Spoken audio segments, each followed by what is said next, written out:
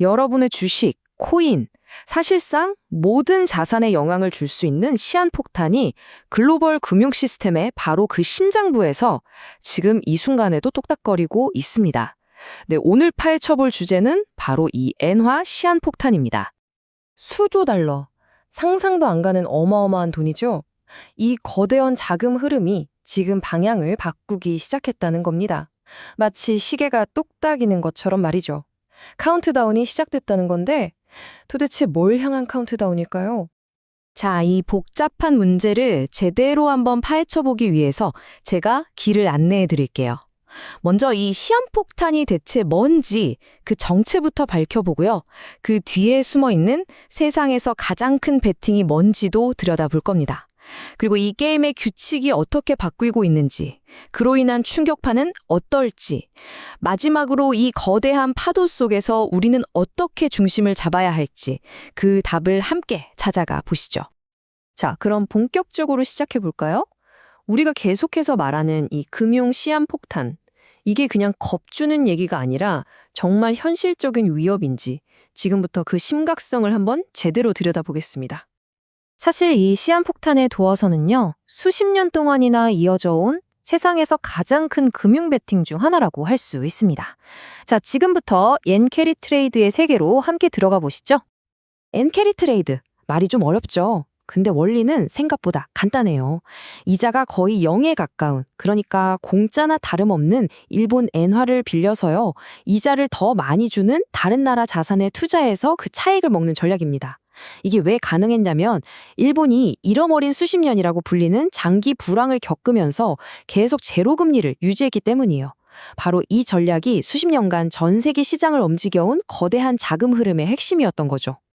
과정은 정말 놀라울 정도로 간단합니다. 자, 보세요. 투자자들은 일본이라는 거대한 돼지 저금통에서 거의 공짜로 돈을 빌리는 겁니다. 그리고 그 돈을 가지고 전 세계로 흩어져서 더 높은 수익을 기대할 수 있는 주식이나 채권, 부동산에 투자하는 거죠. 이게 바로 지난 수십 년 동안 전 세계 자산 시장을 계속해서 부풀려온 값싼 돈의 마법이었습니다. 그런데 바로 여기서 문제가 시작됩니다. 이 모든 걸 가능하게 했던 아주 근본적인 규칙, 그러니까 일본의 초저금리 정책이라는 판 자체가 지금 흔들리고 있기 때문입니다. 네, 바로 일본 중앙은행이 수십 년 동안 고집해온 이 제로 금리 정책을 드디어 포기하고 금리 정상화를 선언한 겁니다. 이게 바로 그 거대한 엔캐리 트레이드라는 거래를 되갚는 방아쇠 역할을 하게 된 거죠. 그러니까 핵심은 아주 명확해요. 수십 년간 전 세계 자산 시장을 풍족하게 적셔주던 값싼 돈의 수도꼭지가 이제 서서히 잠기고 있다는 겁니다. 이건 그냥 작은 변화가 아니에요. 말 그대로 한 시대가 끝나고 있는 겁니다. 자, 그렇다면 수십 년 동안 한 방향으로만 흐르던 이 수십조 달러짜리 강물이 갑자기 역류하기 시작하면 과연 어떤 일이 벌어질까요?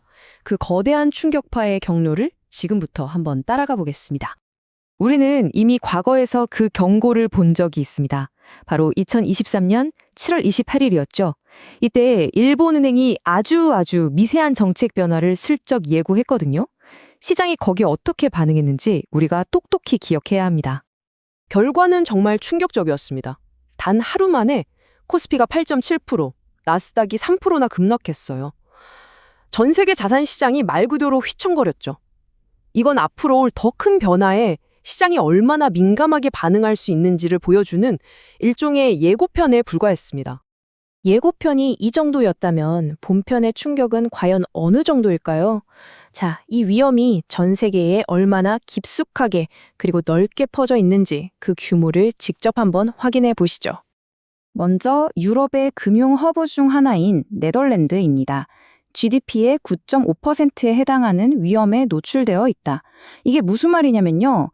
나라 전체가 1년 동안 벌어들이는 돈의 거의 10분의 1에 해당하는 규모가 이 엔화 자금 흐름의 변화에 직접적으로 영향을 받는다는 뜻입니다. 어마어마하죠.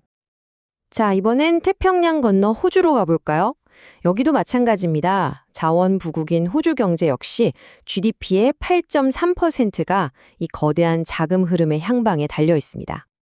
심지어 세계 최강대국인 미국조차 예외는 아닙니다. 월스트리트를 움직이는 그 막대한 자금의 상당 부분, GDP의 7.3%가 이 위험에 직접적으로 연결되어 있다는 거죠. 이제 좀 감이 오시나요? 이 위험은 특정 한두 나라의 문제가 아니라 전 세계의 거미줄처럼 얽혀있는 글로벌 이슈라는 겁니다. 자, 그럼 이제 이 거대한 글로벌 흐름을 우리 바로 한국의 관점으로 한번 가져와 보겠습니다. 이 변화는 우리 경제의 동전의 양면처럼 위기이자 동시에 기회가 될 수 있습니다. 여기에는 아주 명확한 빛과 그림자가 공존합니다. 먼저 기회부터 볼까요? 엔화 가치가 오르면, 그니까 엔화가 강해지면 세계 시장에서 일본 제품과 경쟁하는 우리 반도체나 자동차 같은 수출 기업들은 가격 경쟁력이라는 날개를 달게 되는 거죠. 하지만 동시에 위험도 있습니다. 일본으로 돌아가려는 자금 때문에 우리 증시에서 외국인 자본이 썰물처럼 빠져나갈 수도 있다는 겁니다. 자, 그렇다면 이 거대한 변화의 파도 속에서 우리는 도대체 어떤 항해를 해야 할까요? 지금부터는 이 새로운 금융 환경을 헤쳐나갈 핵심 원칙, 그 테이크어웨이에 대해 이야기해 보겠습니다. 핵심은 예측이 아니라 대비입니다. 엔화가 내일 얼마가 될지, 시장이 어떻게 움직일지 정확히 맞추려는 노력보다 더 중요한 건 어떤 시나리오가 펼쳐지더라도 흔들리지 않을 나만의 중심을 잡는 겁니다.